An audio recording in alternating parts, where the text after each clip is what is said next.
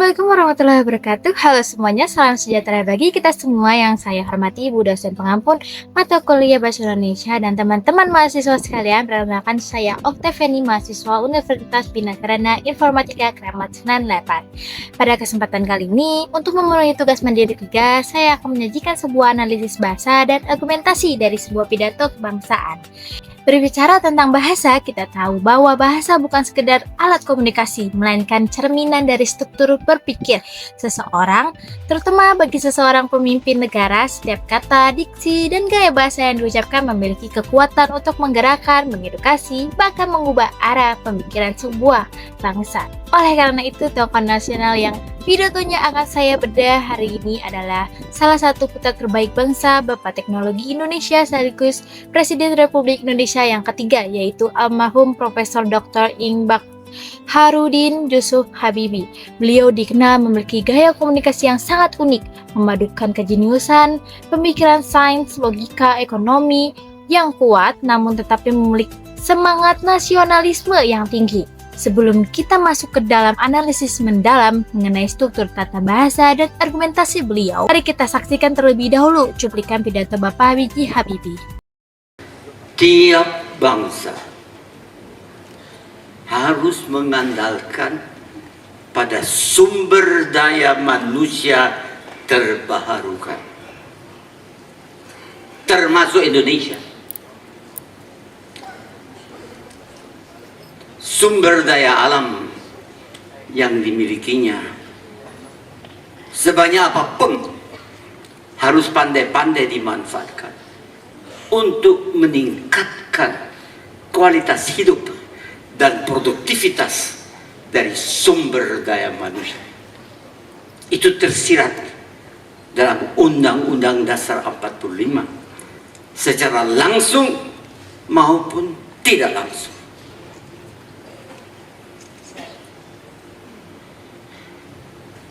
Kita mulai dari fakta.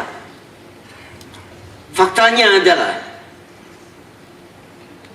kita berada di benua maritim Indonesia, satu-satunya sebesar benua yang terdiri dari 17.000 kepulauan. 70% adalah air.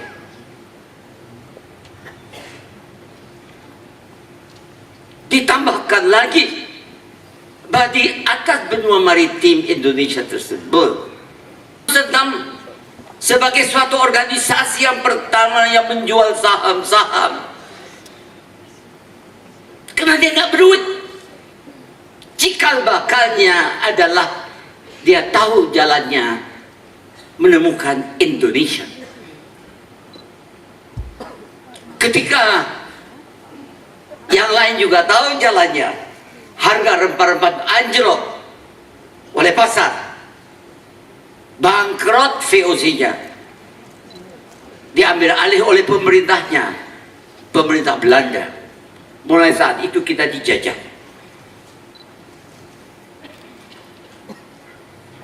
Saudara, dunia ini mengecil. Cucu saya biasa itu pakai laptop, pakai internet. Kalau saya ceritakan sesuatu, dia dengar. Hanya 5 menit kemudian dia jawab, "Yang apa bukan begini?" Karena dia tanya sama tante Google. Hei, mereka didik besarnya demikian. Mereka dapat informasi yang tepat. Dan informasi itu meningkatkan potensinya. Meningkatkan produktivitasnya. Meningkatkan daya saingnya. Tidak ada gunanya kalau Anda sumber daya manusia yang produktivitasnya rendah dan daya saing nol. Tergantung dari sedekah. Tidak mau saya, Anda bukan anaknya dari keluarga pengemis. Gak mau. Anda adalah keluarga dari manusia yang berbudaya terhormat.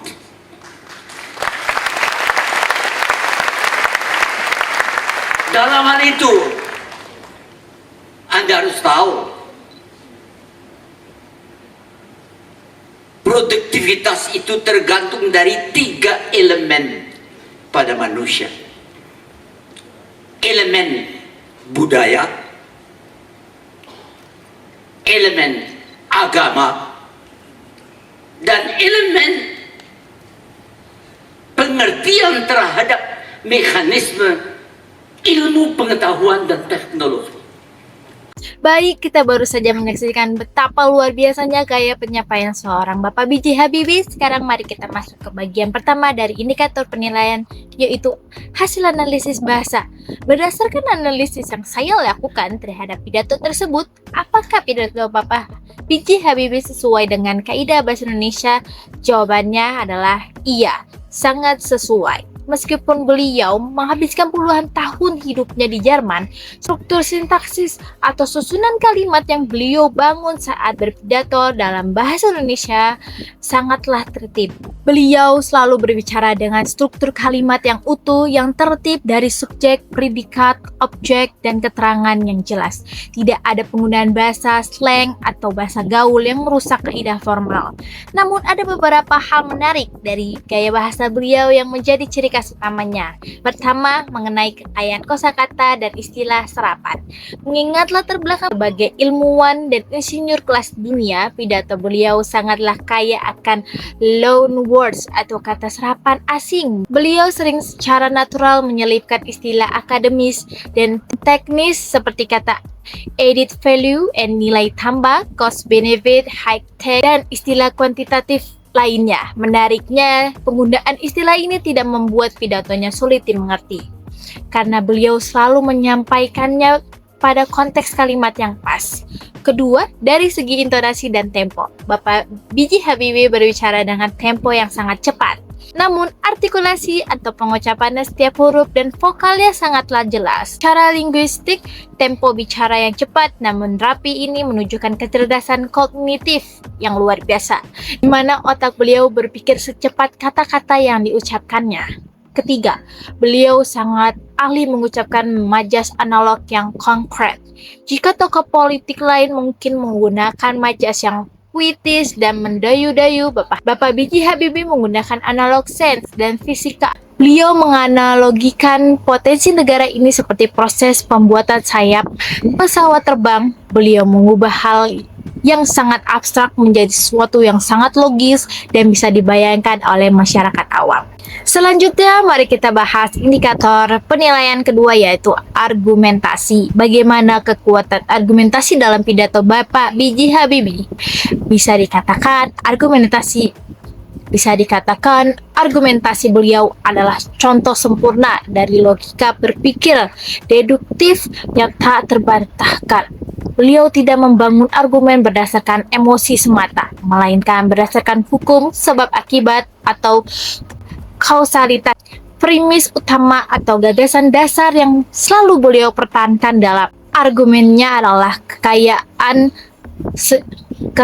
sejati sebuah bangsa bukanlah bersumber dari alam, melainkan dari manusia.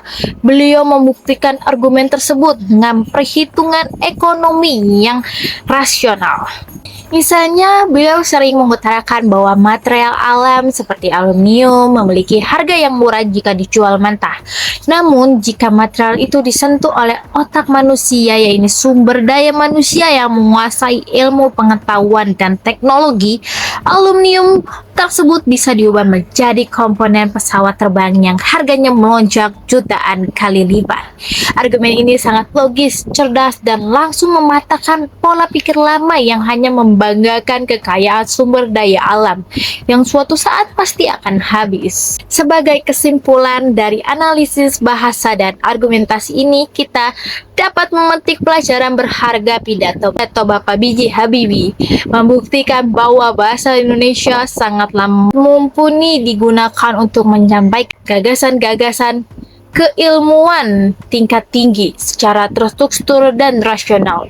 Seorang tokoh nasional tidak hanya diukur dari jabatannya, tetapi dari bagaimana kata-katanya dan logika berpikirnya mampu mencerdaskan kehidupan bangsanya.